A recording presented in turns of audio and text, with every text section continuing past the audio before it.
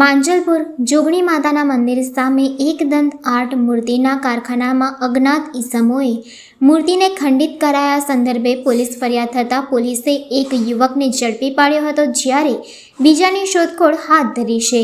ઉત્સવ પ્રિય વડોદરા નગરીમાં ગણેશ મહોત્સવને લઈને મૂર્તિકારો મૂર્તિનું સર્જન કરી રહ્યા છે. માંજલપુર વિસ્તારમાં જોગણી માતાના મંદિર સામે એકદંત આર્ટ મૂર્તિનું કારખાનું મૂર્તિકાર સન્ની સપકાર ચલાવે છે. તેઓના વર્કશોપમાં રાત્રિ દરમિયાન શખ્સોએ પ્રવેશી મૂર્તિને ખંડિત કરી હતી. શ્રીજીની તૈયાર થઈ રહેલી પ્રતિમાઓને નુકસાન કરતા સવારના આ અંગે પોલીસને જાણ કરવામાં આવી હતી. પોલીસે બનાવ સંદર્ભે તપાસ હાથ ધરી હતી. પૂછપરછ કરતા જાણવા મળ્યું હતું કે 21મી જૂનના રોજ બે છોકરાઓ તેમને ત્યાં અમુક વાયરો મૂકી ગયા હતા અને વાયરોની ઉપર ઢાંકવા માટે મૂર્તિ બનાવવાની ડાય મૂકી હતી. સન્નીભાઈએ ડાય મૂકવાની ના કહેતા એમની વચ્ચે બોલાચાલી થઈ હતી. ત્યારબાદ બે છોકરાઓ જતા રહ્યા હતા. આ બે છોકરાઓની શોધખોળ કરતા અક્ષય માળીની પોલીસે પૂછપરછ કરતા તેણે સ્વીકાર્યું હતું કે તોડફોડ કરી છે, તેમાં તે સામેલ હતો. તેની સાથે ધવલ ઠાકોર નામનો વ્યક્તિ હોવાથી તેની શોધખોળ હાથ ધરી છે. બંને ઈસમોએ મૂકેલ વાયર પણ પોલીસને મળી આવ્યા છે, ત્યારે તે વાયરો પણ ચોરીના હોય તેવું પ્રાથમિક તપાસમાં જાણવા મળી રહ્યું છે.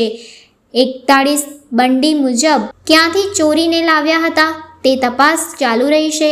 પોલીસ અધિકારીએ જણાવ્યું હતું કે સુરક્ષાના ભાગરૂપે જે પણ જગ્યાએ મૂર્તિ બનાવાતી હોય તેની પોલીસને જાણ કરાય, ત્યાં એક વ્યક્તિ હાજર રહે જેથી બનાવ બને નહીં. સીસીટીવી લગાવી શકાય તો તે લગાવાય, લાઇટની વ્યવસ્થા કરાય, ભાડા કરાર સહિતની વ્યવસ્થા રાખે અને પોલીસને જાણ કરે.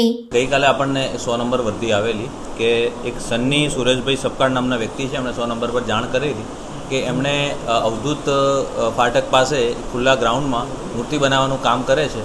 ત્યાં એમની જે મૂર્તિ બનાવવાની જે શોપ છે ત્યાં અમુક લોકોએ નાની મોટી તોડફોડ કરેલી છે અને એટલા માટે પછી ત્યાં પોલીસ પહોંચી તપાસ કરી તો પૂછપરછ કરતાં જાણવા મળેલું કે ગત 21 જૂનના રોજ બે છોકરાઓ એ એમની ત્યાં અમુક વાયરો મૂકી ગયેલા અને વાયરો ઉપર ઢાંકવા માટે એમની જે મૂર્તિ બનાવવાની ડાય હોય એ મૂકેલી અને એ એમને ડાય મૂકવાનું ના કહેતા એમની વચ્ચે બોલાચાલી થયેલી અને ત્યારબાદ એ બે છોકરાઓ ત્યાંથી જતા રહેલા.